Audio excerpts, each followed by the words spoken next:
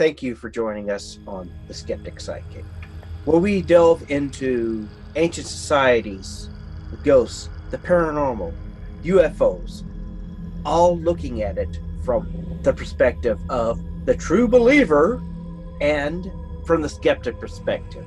Joining me, my partner, my co-host, my sibling, Kimber Rodriguez. Myself, I am Richard Gregg. And again, let's look into being the skeptic sidekick.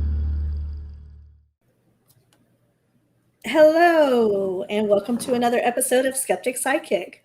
Yes, how are you doing today? I'm good. I know you usually open the show, but I jumped the gun today. Yes, you did. Because you always want me to understand that you are the great, the powerful, the wonderful, and smart and funny sister of mine. Okay, yeah. Bring it every week, as you always do. Yes. But this week, we are very fortunate to have the cast of the podcast, Ghostly Podcast, which seems a little redundant. But I'd like to go ahead and welcome Rebecca and Pat with us this week. Ghostly Podcast is an awesome podcast I found back in April of last year. They have a very interesting way of doing things. They show a haunting from two different sides, the skeptic side and the believer side, and then they leave it up to their listeners to decide which one is right. So I want to go ahead and welcome them to the show and let each one tell us a little bit about themselves and a little more about their podcast. Rebecca, would you like to go first? Sure. Hi, I'm Rebecca from Ghostly Podcast, and I'm the believer side of Ghostly, so I usually win the debates. No, not always, not always. No, we've been having a lot of fun doing our show. We talk about a lot of spooky topics, and I bring the ghost stories, and we get to debate those pieces of evidence, and then our listeners get to go vote on what they think, if they think it's haunted or not. Yes. And Pat, you can tell what you bring. Yeah, so I want to thank you guys so much for having us, because I always love coming on other shows, and I got to say, I love the name of your show, so I had to do it. I mean, it's given there. So yeah, I am the skeptic side. So when we get a bad review that comes in, it's usually about me, because it's called Ghostly Podcast, right? So you just don't believe anything. Yeah, I just don't believe anything. And but we like to look at it like a court case. You know, we put a ghost story through a court case, and we do closing arguments and all that. We do a deep dive into the history. Rebecca tells us some spooky ghost stories that usually aren't true, but I mean, still, we get the story out, and then we let the listener decide if it's real or not. Yep. Yes, I love your stories, Rebecca. Thanks. Yes, I do write up a kind of a fictionalized version of some of the ghost stories, just to put us in the mood, right? Finally, you admit it. Right. No. I'm just saying, I do a narrative version. Based on facts is what she's trying to say. Based on facts is what I'm trying to say. Now, if she highlights the gore and the the darker side, that's a completely different thing. But she's got the facts in there, maybe underneath the welcome. Yeah, it's completely true, except for the parts that we made up. Right. Exactly. Just like anything these days, you have to take it at a face value. My favorite one definitely had to be Bachelor's Grove, where it was told from the ghost side. It was very, very well written. Oh, thank you. Yeah, that was a lot of fun. I like doing those.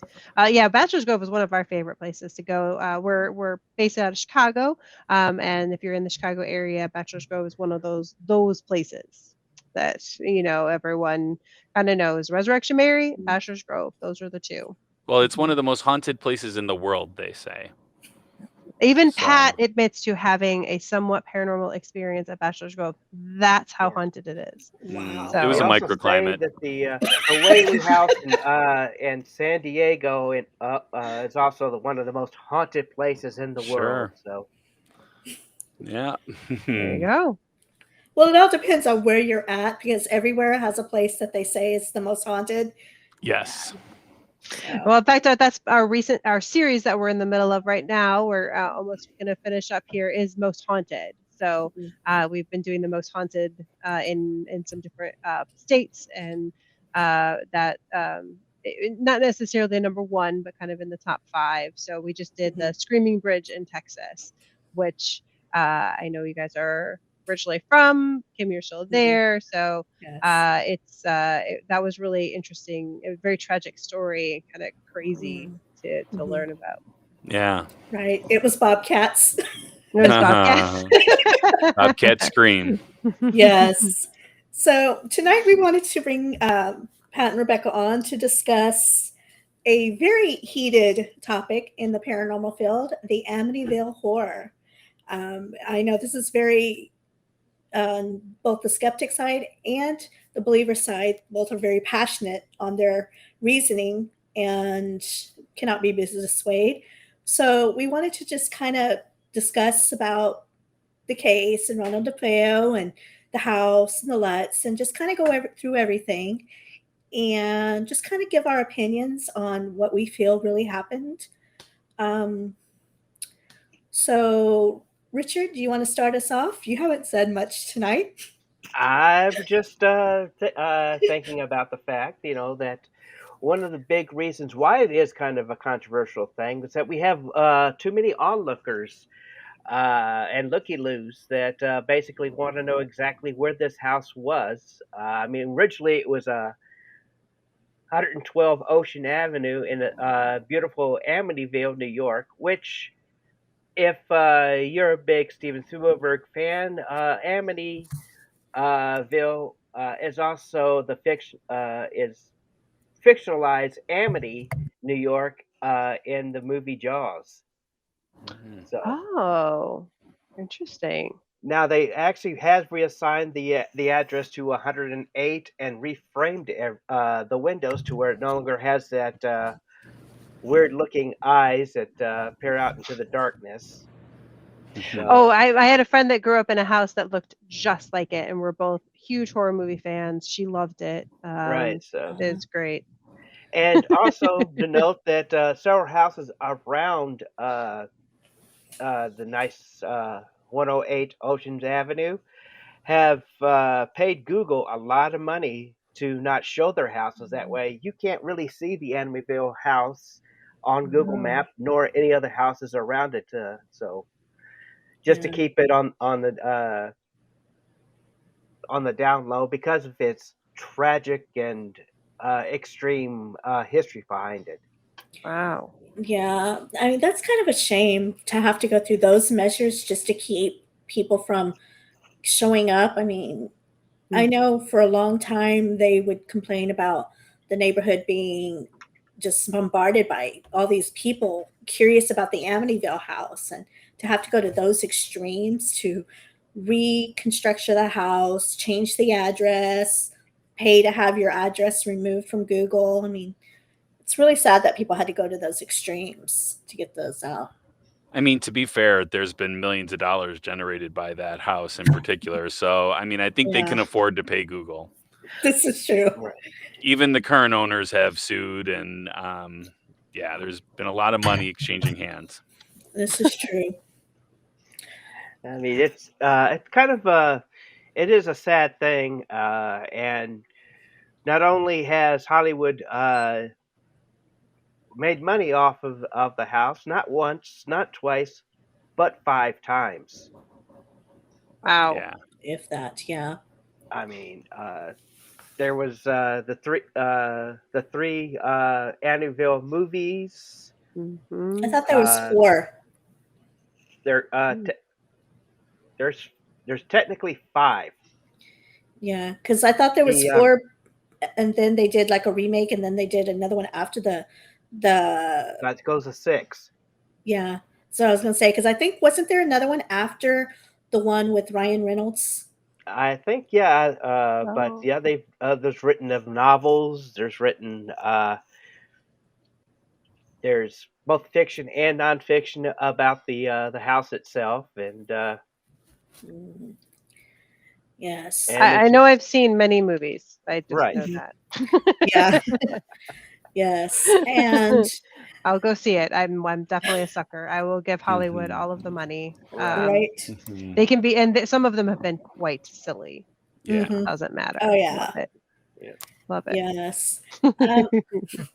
So what started this whole Amityville craze was actually, it was started by Ronald DeFeo Jr. And he, in 1974, killed his entire family at the Oh, home. A little bit of background on Ronald DeFeo Jr. He was born in September of 1951. He was the oldest of 5 children, and his dad owned a car dealership.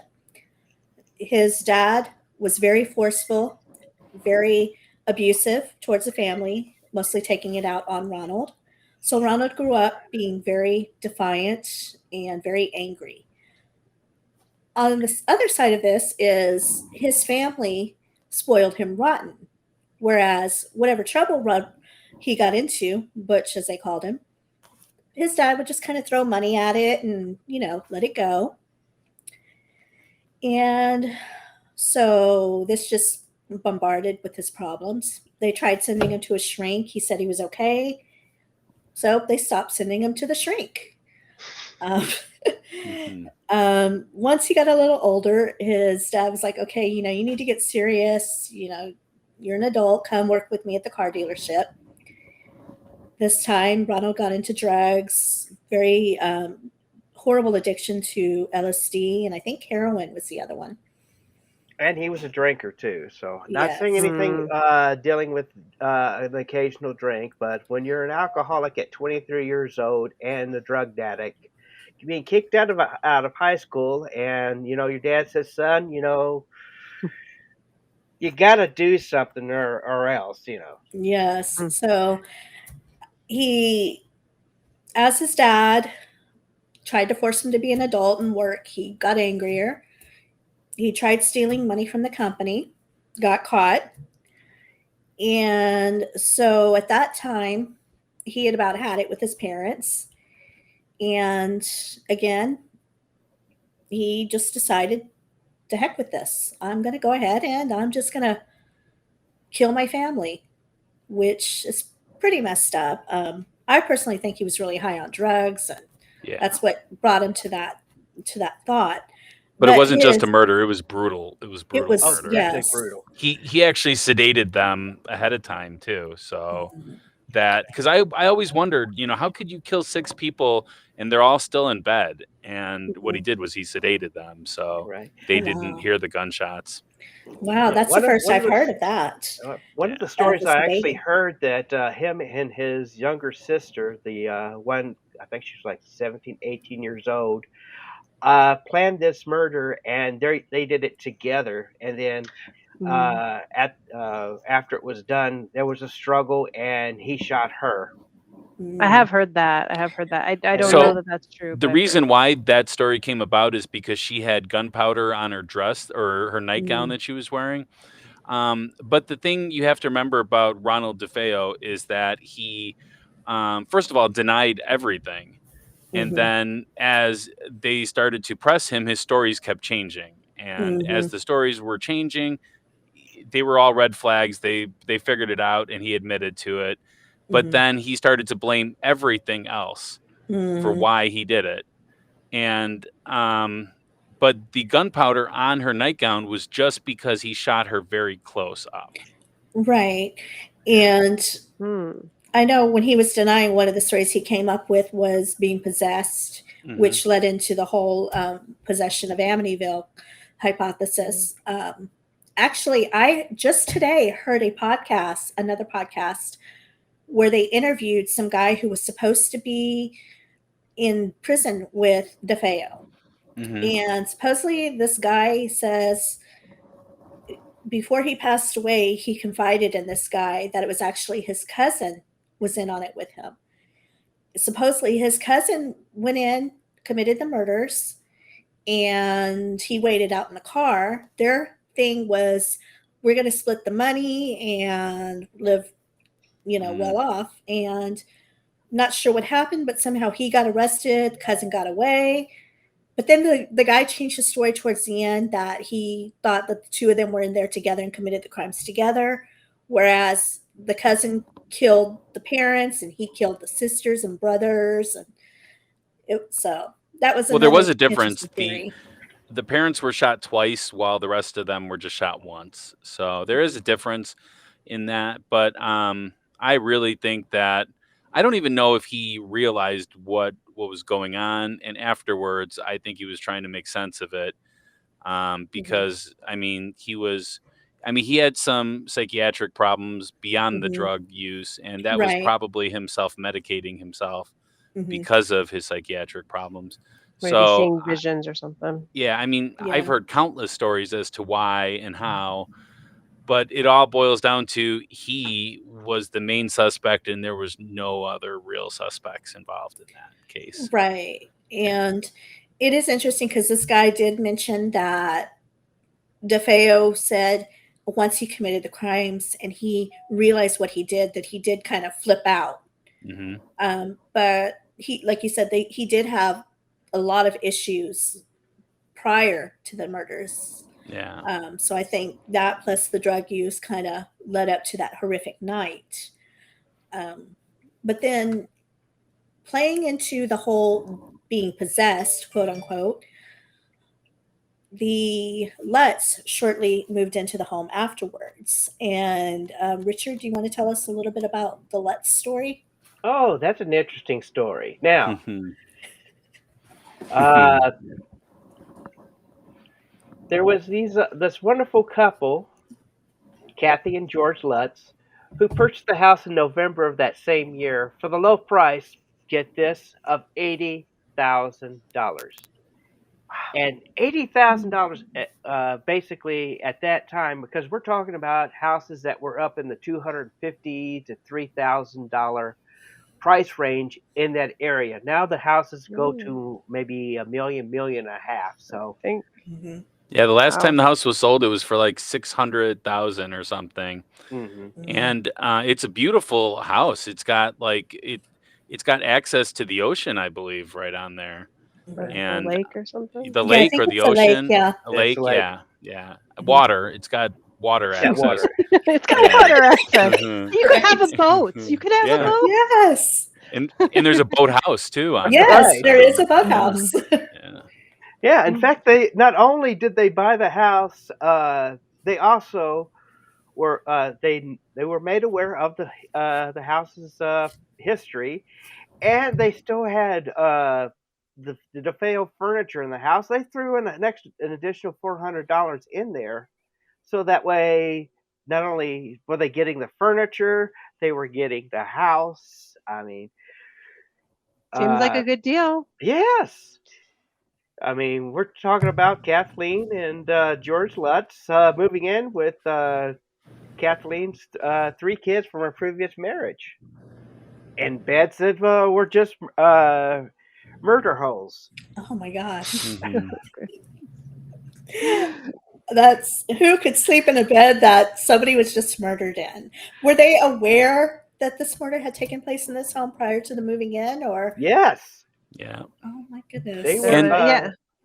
No, thank And you. the her son, which is Chris Quarantino, he George was his stepdad. He said that only he moved in, so there is discrepancies in the stories as Oh, you know. wow. There's countless versions of the story, just like there is with Ronald Defoe. It's been told by so many people that who knows at this point what really happened. But he was 7 years old when they moved in. Mm.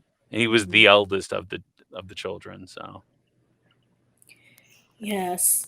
And I know that Richard, you had mentioned you were in a chat room with George Lutz. What was his account of Yeah, I really want to hear moving this in? story. Yeah. Yes. Okay. His account of it was yes, he understood the fact that there was a murder death house, pretty much, and he had discussed it over with Kathy at the time. They were just newlyweds, and they needed a house. $80,000. George was a highly prized motorcycle mechanic, and Kathy was going to agree to be a stay-at-home mom. And when the events started happening, they did actually have not only a Methodist preacher, but also a Catholic priest come over there and bless the house. Now, like I said, his story has always remained the same. Something happened inside that house. It drove us out. And the last day, a big gust of wind blew in and knocked the back door off of its hinges. Wow. Well, something that's interesting, I've always, wondered, well, why would they leave all their belongings behind? But then finding out that the house was fully furnished when they moved in, that it makes sense to just leave all that there and That's true. get No, out. you know what? That's like the first time I haven't put that together. Right. It's like it wasn't my Yes, furniture to begin with. I'm freaking out. I'm out. Yeah, and it cost exactly. them $400. I'll give up the So $400. Yeah, yeah, exactly. Right. No, thank you. Because you know what? That always sounds so spooky when you're like, they left everything. It's like, Right. well, they left all the stuff that they bought for $400. Yeah, okay. Yeah, that's worth it. It's like, okay, we don't need that. Yeah, Yeah. it was the majority of their own furniture. So yeah, if you got a couple things, Yes. Wow, that's interesting. so a Yes. couple things that I found really interesting about that is that there's some discrepancies with the book and the movie and the actual real events that occurred. Mhm. Um, so one of them is that when the police did go there eventually, they found that there was no damage to any of the doors or locks. So he claimed that it burst open. The door was completely fine, they said after that. So I don't know if the ghost repaired the door or something, or the demon, maybe, who Well, you knows? could blow open a door. It doesn't mean it's broken. That's right. No, true. but the I way it mean, sounds is like that this door smashed up against something and Yes. never to be seen again. And in never the be movie, seen it does leave again. the fact of, everything Yeah, exploding. So, Right. yeah. The Yeah, door he's was like completely fine. he's like, And just basically, yeah, the door flew open and knocked itself off the hinges. It didn't fall onto the ground or fly off. It just flew yeah, open. just blew Wow. open. And Yeah. then in the basement too, where like in the movie especially, they make a really big deal Mm, about that red room in the basement yes. where they had to mhm, smash to get in it. Well, actually, it was a closet. So they mhm. could have just opened the door and went into that room at any point. But I don't know. It's like you have Yeah. to make it more dramatic and Let's say the more movie. horrific for the movie. And I Yeah. think the book did that as well, too. Mhm. If I Mm, Jay remember, Anson's book. yeah, I remember hearing somewhere a long time ago that the red room was actually the kids' playroom, and they painted it red, if I remember Oh, oh, correctly. So, I okay. I wouldn't be surprised. yes. George So, had a lot of the same characteristics of Ronald Defoe as well. He did have some psychiatric issues as well. mhm, He was dabbling in drug use, maybe not to the extent of Ronald Defoe. Well, mhm. Um, he was and also practicing trans meditation, he was, yeah. TMJ or Mhm. TMJS, something like that. So Yeah, I Mhm. forget that. Yeah, yes. Which is kind Yes. of okay. I'm not gonna say it's a little cultish. Like a little. Just I a just tad. listened to an episode about it. I was like, oh my, I didn't realize. Not that Mhm. everybody that does it is that, or that there aren't ways to, but that you got to be careful. When you get into that. Right. Like, oh, Yeah. Yes. Yes. That's definitely one of those things that I would rather stay away from personally. I All don't. about Yeah, meditation, but once you take it that far, and then you get the yeah. essential oils in there. Oh, mhm. Well, the essential protect it. oils aren't too bad. No, those are fine. It's just be careful. Yes. Yeah, Right. the stepson said he was a professional showman in his opinion, and said that he just feels as though that the whole family was being exploited, that that George Lutz brought this stuff in with him by doing all of this added stuff in the house. He's also, I guess, dabbling into some witchcraft, probably Wiccan, given the particular year that this happened, and it was having a big uptake, and people thought it was evil, and so they lumped that all into that. I mean, to me, that doesn't change anything. I mean, that's a religion just like any other religion. So Agreed. Yeah. yeah. No, definitely. But around that time, it was a time when people weren't only practicing Wiccan, but other forms of witchcraft as well. Yeah. And getting into like metaphysics and all these different things that were so taboo at the time. And oh, that's evil. And my husband just came in. I thought it was a ghost. No ghost here. Okay. I almost thought it was a woman in white. I was like, wow, I have proof now. Right? Yes. There you go. It's a Mercian white. There you go. Yeah. So another thing that they say too is that there was reports that it was created on a Native American burial ground, or it was either that or where the Native American left their mentally ill people that could not be with the rest of the group. Yeah. Yes. Well, actually, it's good that you didn't, because none of it's true. They actually asked the Native American tribes of the area, and none of them would own anything with that land. They said nothing. They said, our people never did anything there. Oh, wow. That's interesting, because I know pretty much anywhere in the U.S. could be considered, Native American burial grounds for all the horrible stuff that happened in this country with the Native Americans. Sure. Well, you also look at the fact that most of the Native Americans that actually have lived and died, they were nomads. So anywhere could actually be a Native American burial, because they once someone died, they would stop for a couple of days, bury the person, or set up the memorial for them, and then afterwards move on. Right. Yeah, well, and those that weren't nomads, even the fact that we took their land, and I shouldn't say we, because I am part Native American, but funny, I am too. About that.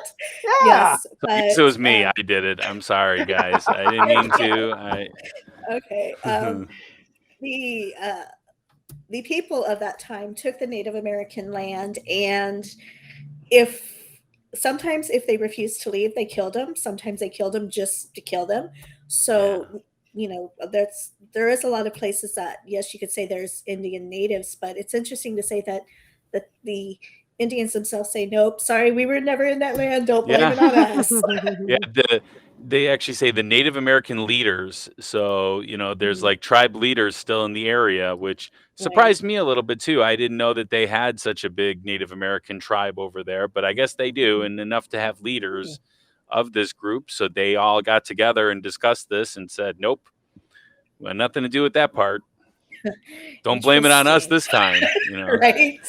Well, I think there's plenty to blame to go to, the murders that had happened there a few months previously. Agree. Maybe whatever things he was, George was doing in the house. Like, I don't think we need to look elsewhere for why there might be paranormal disturbances. Other than, I guess they're saying that they both men, right, had infected by the demonic whatever in the house, which is so there's a couple of things against that, though, in my opinion, and this is only my opinion about this, and my opinion will always be more skeptical than Rebecca's, at least. Weber, who was the attorney for Ronald Defoe, actually is credited for coming up with the whole idea of this being haunted. And what it was is that they got together and with the Lutz family, and over a bottle of wine, and they decided to look at some of the things that happened during Defoe's case and make that into something that could be a little bit more possession, like the flies, It's all made up based upon the crime scene reports. And the blood in the movie was actually some kind of green slime that they made look like blood, because blood is a lot scarier than green slime. It would be Ghostbusters pretty much if it was the green slime. Oh, the Right. horror. The horror. Yeah. So the reason Yes. why it was not just because, there was going to be a book deal, and which there was, they were already talking about that. And it wasn't just because there was going to be millions of dollars made in there. Weber supposedly did all this, and he admitted to this, is that because he wanted to get Ronald off. He wanted to, because Ronald tries Right. several times to get another trial, and this was one of his ways of trying it, was to say he was possessed at the time. And sorry, go ahead. No, go ahead. Well, I was going to ask Richard, did George Lutz talk about the book at all, or any He is of this? basically he hated Jay Anson with a passion. Yeah. Because it was like Jay took the 45 hours of tapes and just went off the far end of the spectrum and beefed it up, and nothing was quite true about the book, according to George. He's like, yeah, there's strange things that happened inside the house. We had bed shaking. We had, the kids reported them that they were floating off their beds, and kids. They all float sometime. Right. Yeah. So No. yeah, I kind of yeah. blame the fact of Jay Anson, the Warrens, as well as everybody's favorite paranormal investigator, as well as Hans Holzer, for bringing too much information onto the field. Well, you mentioned the Warrens there, and that is always That's a trigger word something. for Yeah, Pat, trigger so- word. I didn't. I've looked at some of their cases doing Ghostly, and the last one we did was actually with our friend Bob from Bob After Dark, where we talked about the werewolf case. I don't know if you guys are familiar with that one. Oh yeah.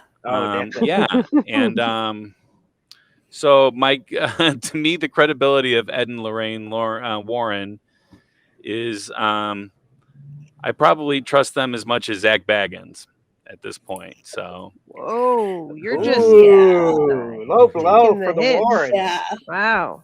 I was going to say low blow for Zach. I mean, poor Zach. Aw. Yeah. I don't Little know. I'm off not topic. Yeah. Little off topic.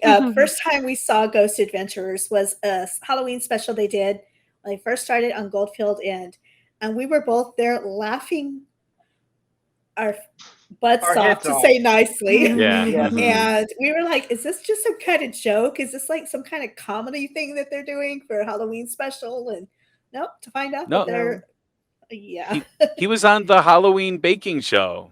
He was. Yeah, he hosted Halloween that. So Championship. That was fun. Yeah. good old Zach. Oh yeah, like I Yes. said, No the final offense to scene Zach.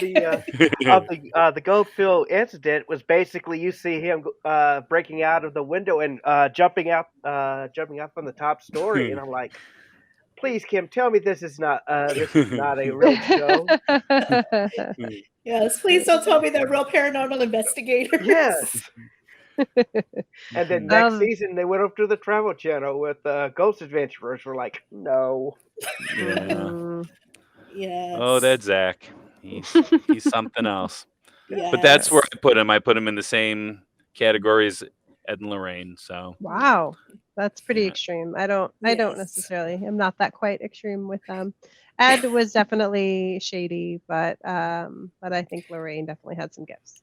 Yes, I think she was from what I've heard with her in interviews, she seemed like such a kind woman.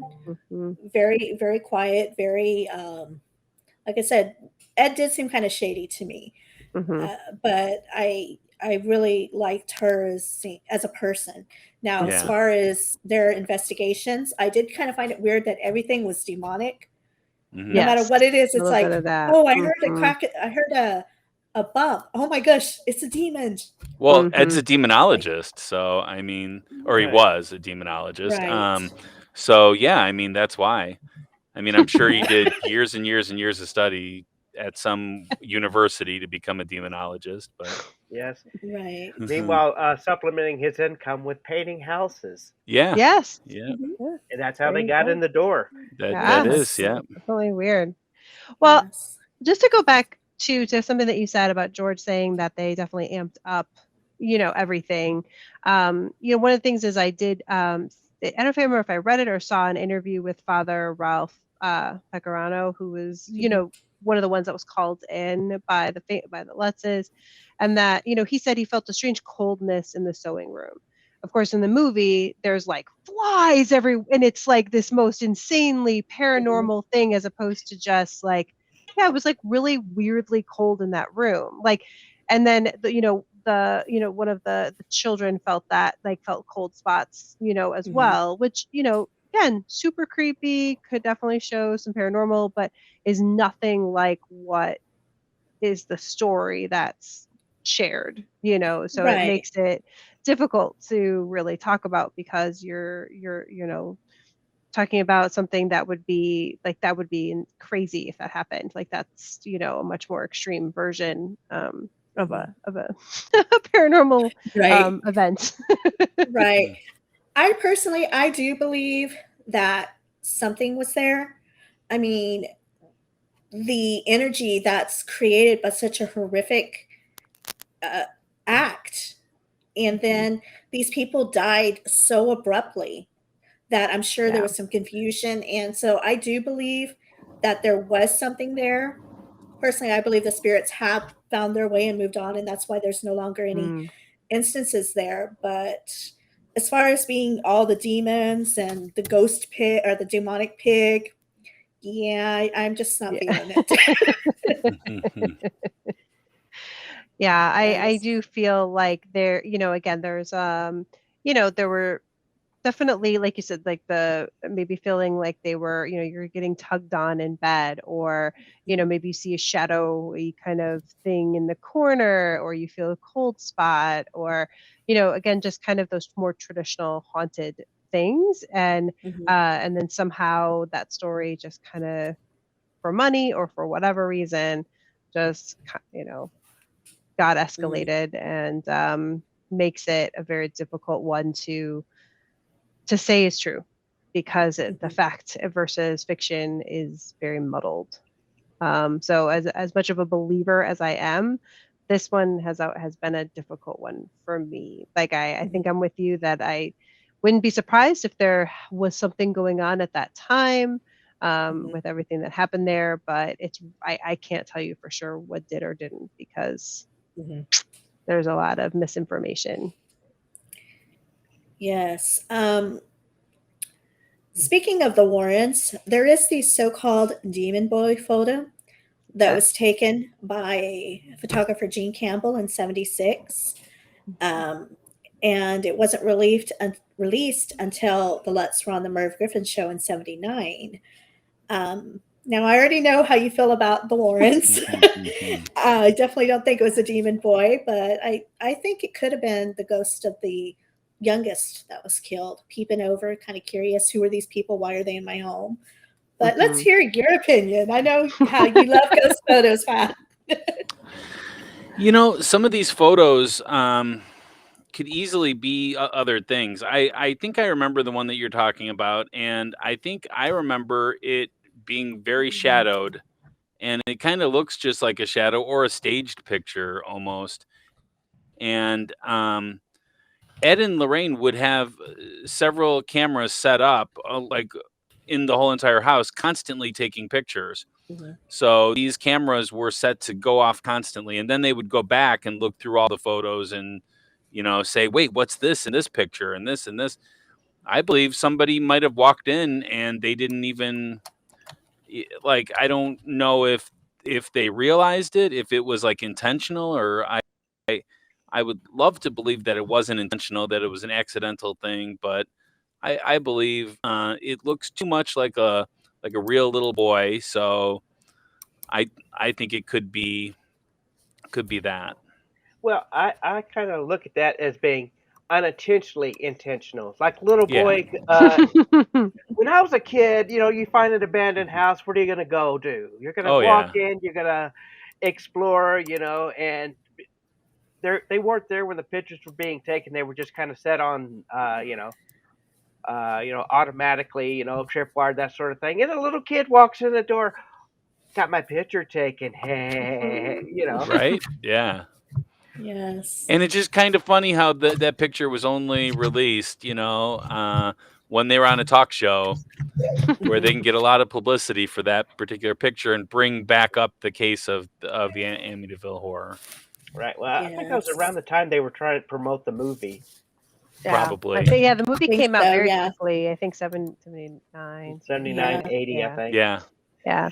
It looks Yeah. too much like a real boy. I think that's Yeah. my Yeah. like I've never seen a ghost photo that's I mean, yeah, the eyes are white, but like that can happen with flashes. Like Yeah. Right. I don't like see what's paranormal about the photo. Like other than Yes. again they're claiming that no one was there, but Yeah. I actually have the photo here. Let me go ahead and share it so our Ooh, there we viewers go. can check it out. And yeah, you can kind of see the glowing eyes. And Yeah. like you said, the face just looks too corporeal, or what's the word? Corporeal? Corporal, yes. Corporeal, Yes. yes. To Yeah, it looks being a perfectly ghost. preserved there. Yes. Yeah.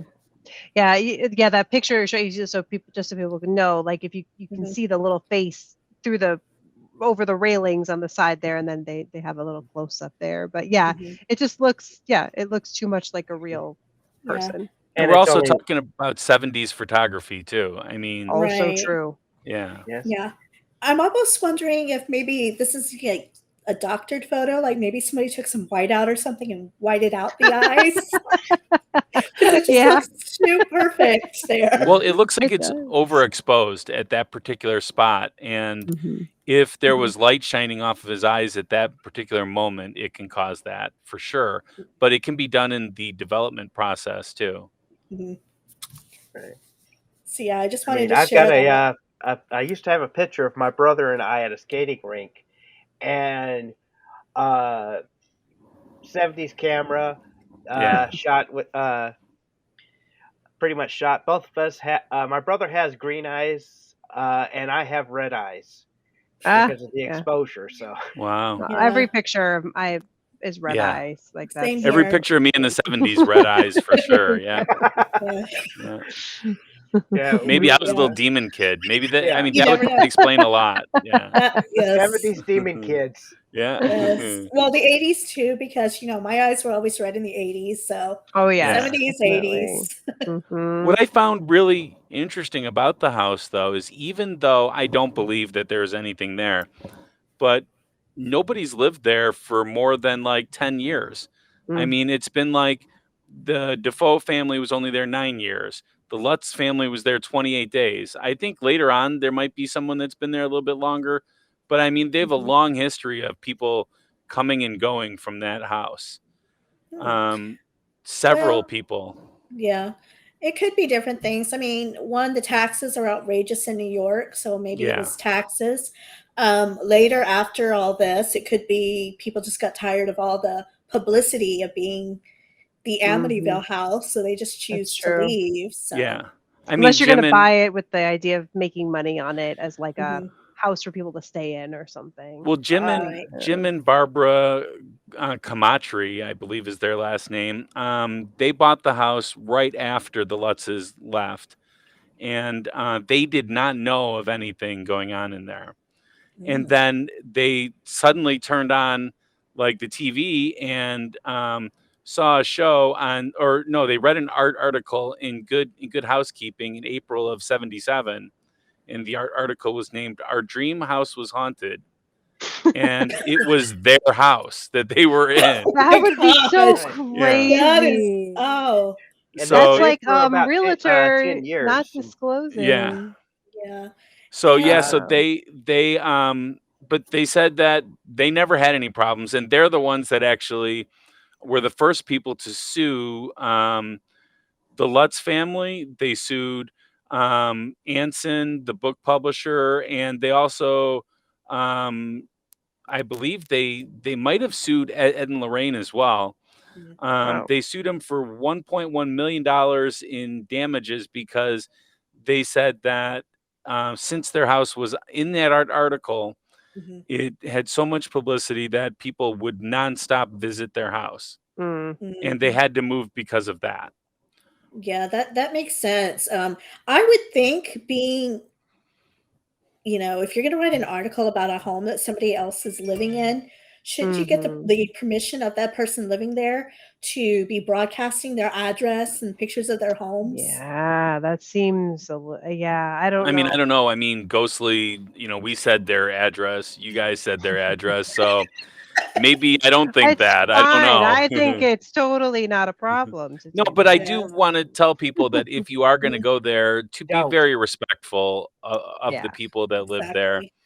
Exactly. Don't Right. don't infringe upon their privacy. Mhm. Yeah.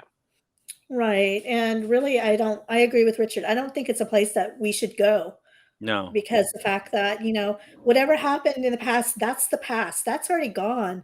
Yeah. Let the people who live there now be at peace and not have to And deal with. enjoy that beautiful house. Yes. Yeah. Yeah. Yes, Yeah. it is. Well, any other thoughts on Amityville? Just the I love the movies growing up, so Mhm. doesn't take away from Yes. the movies. I Go mean Go the Yes. Getters is still a knockout. yeah, I mean the book alone sold 6.5 million copies. Wow. Yeah, Yes. So it's a good that's a story. lot of money there. Mhm. That house has generated so much money right now. Um, and in 2017, it was resold. So we have new owners of the house, and but we do not know who they are. It's an undisclosed owner for Ooh. $605,000, and the Lutz bought it for $80,000. Oh, that's a big difference. Yeah, in Mhm. 40 years, Yes.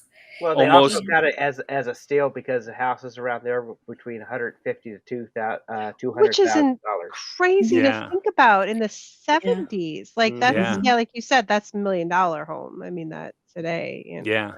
yeah. Right. So the fact that Yeah. it still is tainted, Mhm. it still isn't quite gone. It's not the same as the houses around it. Right. And again, it's Yeah. probably now more probably because of the publicity of the home and, Mhm. the lack of security at the time. And it's like, well, Mhm. so, but I then mean, if Yeah. again, anyone would give me $605,000, I'd buy the house and live there. I'd Oh have no yeah, issues with it.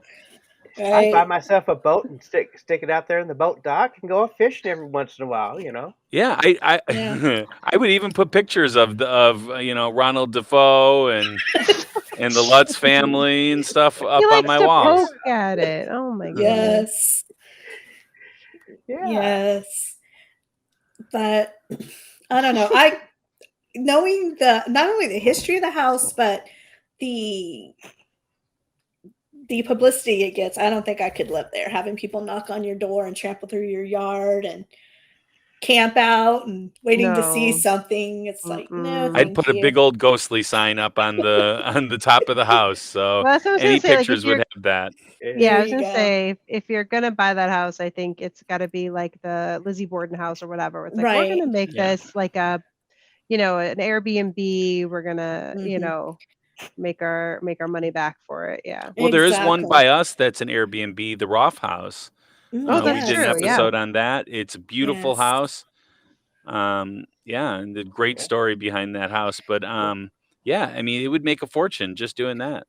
Well, Right. Mhm. I think And both Lizzie Borden's houses, not only the house where she supposedly murdered her parents, which I don't believe, I mean, that's a mhm. whole and thing. her house in the upper west side are both are bed and breakfast places. Yeah. Yeah, they Nice. are. Mhm. I would stay Mhm. there. Yeah. I would. And I would do that. That's yeah. And Yeah. the thing I like about those is they're like preserving the history of the house. Yeah. yeah. It's a They're pres- way to do that. Then yeah. again, I would stay at the Clown Motel, any place you name. Yeah, Just let me. Yeah. Yeah. yeah. I got a house in San Antonio. You probably would love to stay at.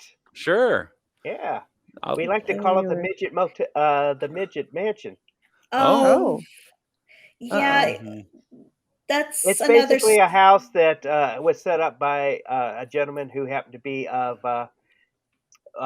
he had a height uh, He was a condition. little person, He's He a was a little little and person, person, yeah. and and he built a house for him, so everything's like little size. But there is some legend and lore that's grown upon the house through over the years, and it's gotten a bad reputation. That's not even a true Wow. story. So, Wow. Well, I grew up Interesting. going to, like, my father would take me with him to this bar that he went to called the Midgets Club, which was run by a little person named Parnell, and Parnell was in The Wizard of Oz. oh So oh, wow, nice. I grew up yeah, with being around little people all the time, so I would love that. Except I hmm am an extremely large guy, so it would Right. probably look silly sometimes. Well, like I said, it was a beautiful house, and I hmm think it was abandoned in the 70s, and the weird things that would quote unquote happen uh, were never substantiated, and it was in and so because it had that reputation, people hmm didn't want to buy it. So Oh, I'll buy yeah. it. Supposedly it burned down, but there's the house is still standing. I've actually Hmm. seen pictures of the inside, and it is a beautiful place, but everything is, I guess you could say, the miniature scale, almost. Yeah. Yeah, that would Oh, be difficult for me, interesting. but it would Huh. be Yeah. comical almost. We could probably do a YouTube channel just on that alone. Yes. Yeah, hopefully, I was just talking to Richard earlier today, and I would love to do a myths and legends Mm. series based on stories of around San Antonio and South Texas because there are quite a few that we have in this area, and Sure.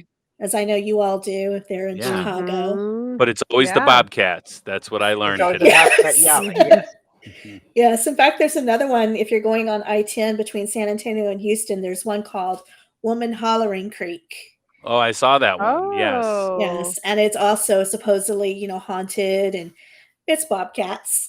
It's very highly populated bobcat Yes, area. And my mother and I, whenever we do that trip, we'd always go creek whenever we pass yeah, by. Mhm. she would always call out since it was woman hollering, she'd call out creek. Nice. I like that. Mm. So, Yes. uh, I guess we got 8 minutes. Thoughts, Final thoughts final or thoughts. Raise of hands. How many people actually believe that 108 Ocean Avenue is haunted by the DeFeo family? Do not believe. Raise your hand. Oh, do Or do not not believe. Yeah, I'm believe. there. I'm okay, there. I don't believe it was haunted anymore. If you can see my hand, I believe it was at one time, but not anymore. Do I Okay. believe it was Yeah. demonic? No. No. Right. I'm very much aligned with Kim on this. Yeah. It's definitely a more skeptical story, but I Well, I think know there's probably something. Lutz Yeah. got a little aggressive too when he was there, but his stepchild said that he was always aggressive. So Right. Mm. No. so you know, demons might cause that, but then again, so might just being a bad parent. Yeah. Well, and So might be the fact that he was just an overbearing person. Yeah, Yeah. right. yeah, and it could be demons of another sort. I mean, you know how they say we all Yeah, have our own Sure. personal demons. yeah, right. So Yeah. Mhm. that's the Yeah. only demons I think were there. Okay. Mm. Hmm. Next question. Did Butch kill his family? Or was he possessed? Or was it a cousin? Or was it some type of spiritual creature that came in and killed his family when he was out partying? Yeah. Uh, Well, Yeah. what's funny about that, you didn't really say it in the story of it because we didn't go too much into it, but Right. he actually ran into the neighborhood bar after he did it and yelled out, "You got to help me. I think my mother and father are shot." And he got the whole bar of 12 people to go with him to the house to see what he did. Yes. Yeah, he was a disgusting man, but Yes. Mhm. so yes, I think he acted alone. It was Yes. it was him on the grassy knoll. With the candlestick in the Yeah, library. exactly. Yep. Mhm. The one-armed man. Yeah. Right. Yes, Yes. definitely. Yeah, no, he definitely this whole story with a cousin or or the sister, any of that is just deflecting, deflecting, Hmm. deflecting. And Right. when you talked about growing up that he was troubled or was pampered, all of that, absolutely, obviously grew up. I mean, you don't just one day. I mean, I don't care. I mean, people are addicts. They Hmm. take drugs, they drink, but that is not, I mean, that may encourage your behavior, but that behavior Hmm. comes from something that's other than that is something that's been Right. building up for Right. years. You don't just kill your family randomly like one day because you got high. Like that's not Right. happening. But now, could that encourage you? Maybe you wouldn't have done it potentially, Hmm. but If you were on if drugs. you weren't on drugs, but those desires, those thoughts, all Oh of yeah, that they were is Right. there. there. And more Yeah. likely it's I want to do that. Or I wonder if there could be schizophrenia in there, right? Hmm. Like seeing things, hearing things, all of that, maybe. Or just narcissistic something, Hmm. something, Well, it was something. Yeah. rage. Oh, It was totally. definitely rage because he There was more said that money and stuff. he said once I started, I just couldn't stop. It went so fast.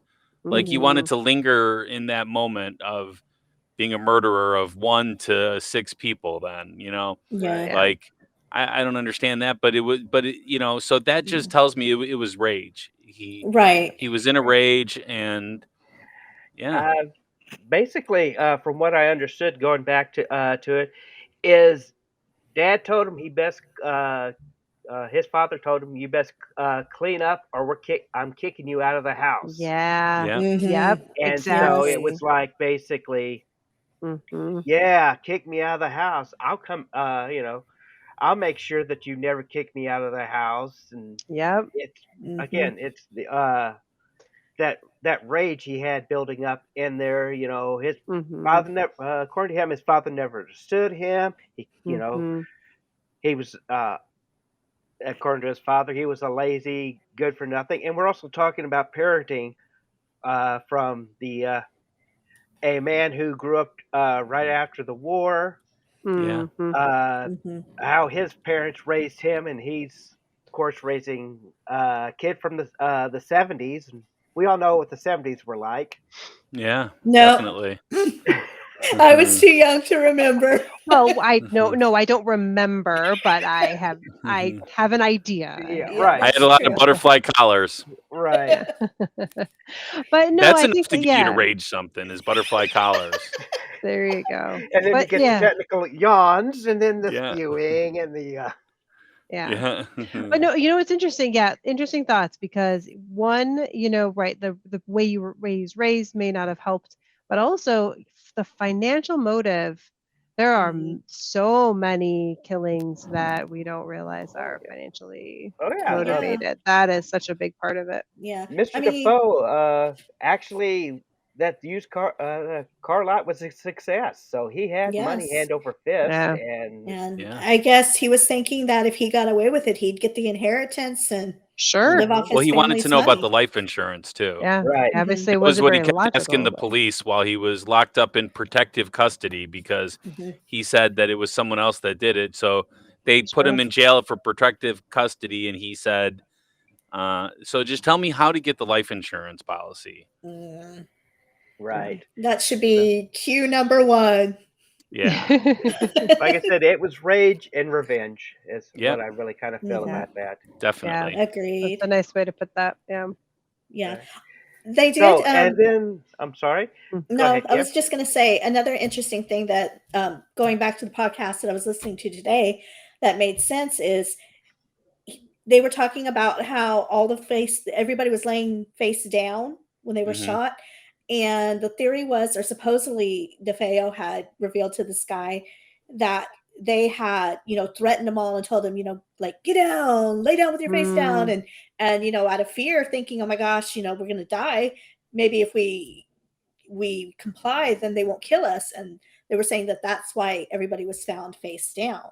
So I found Well, that often as to be possible. family, when you kill family or people that are close to, they're often have their faces covered or, Yeah. face down just It's a because shame that's thing. It's Yeah. difficult to kill. Definitely. It's easier to separate yourself when they're not looking at them. Yeah. Okay, next question. Do you think Kathy and George did it to make a little bit extra cash?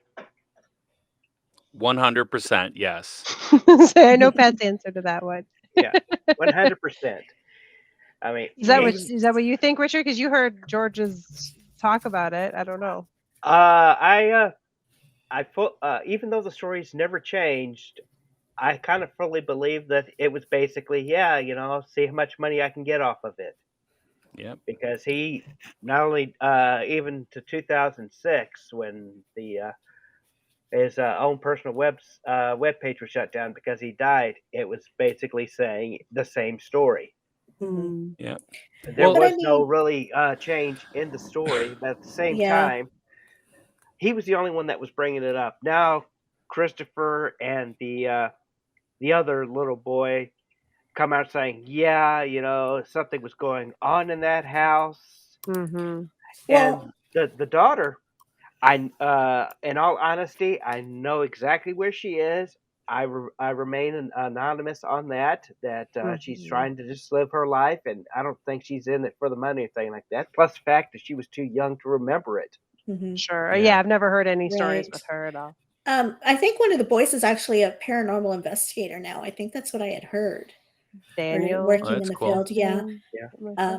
But I do think, I definitely, like I mentioned, I definitely think something happened, not to the extreme that they say it was in the book and in the movies and everything, but it could be a possibility that something happened and he thinks, okay, hey, there's this murder that happened here and now these weird things are happening.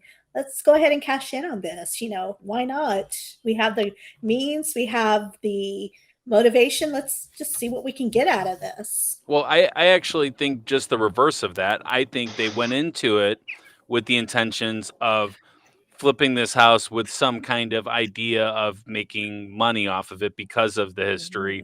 But then maybe something happened to them during that time. And I'm not saying I believe it was paranormal, but I believe that them buying the house was totally an investment for them. And they only planned to live there for that amount of time, too. That makes sense because why would you buy a house that you knew that all these murders came in? I mean, like you said, they could have been possibly thinking, hey, let's buy this house. We can fix it up and then flip it. Yeah, and make some money. So, yeah, that makes sense. I hadn't thought of it that way. But I think once the things started happening, that's when they're like, you know what, let's change our motivation. And instead of flipping it, let's turning it into this sensational haunting that drove us out. Could be. Yes. Last topic. Do you think that the house is haunted today? No. Because I didn't think it was haunted then. So we do have ladies and gentlemen, the fact that one, don't go to the Amityville house because one, it's irresponsible and not too kind to the new orders. Two, whatever's there has moved on. So you don't need to get your EMF readers and your PK meters to go out there and bust and your proton packs and your proton pack. Exactly.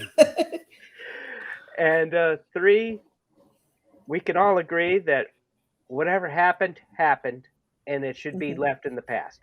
Exactly. Yeah. It makes a fun movie, but that's as far as we need to go.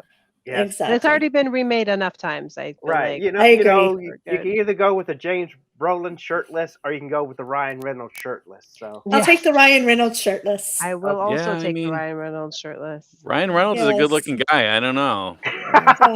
Well, so is James Brolin. I got a story. James Brolin was pretty good. This is true. I got a story for you about Ryan Reynolds off air sometime.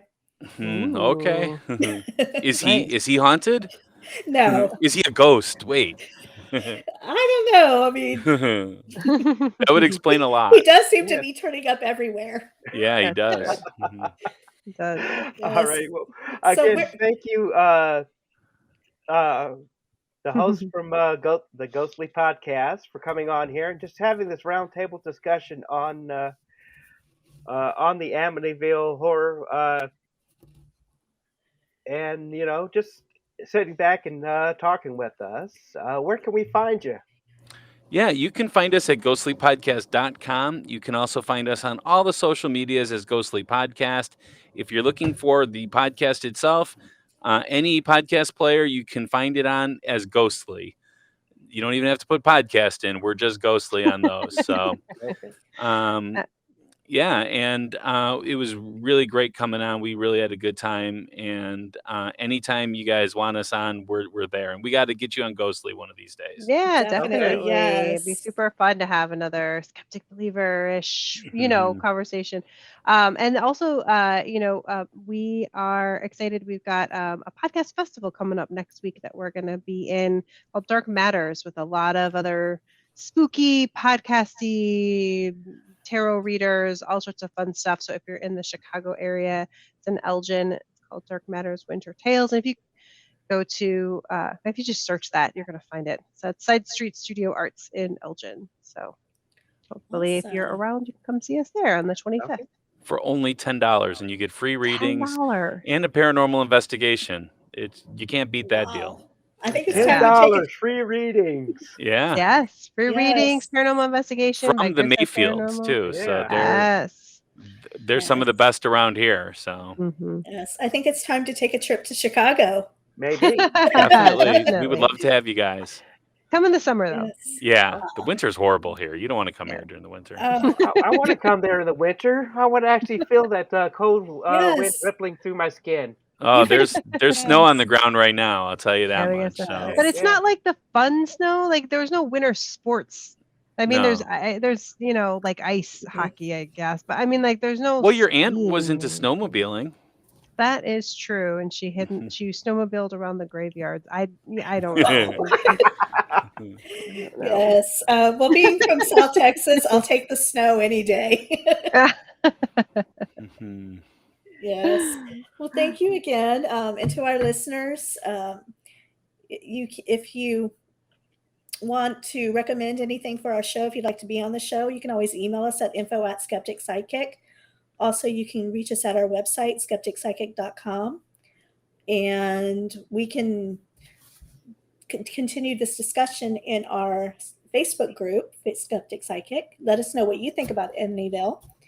And rate us on Apple or Audible or Spotify, wherever we're at, you can find us. We do like 5 stars, but we'll take whatever you can give us. You can learn from the good as you can from the bad.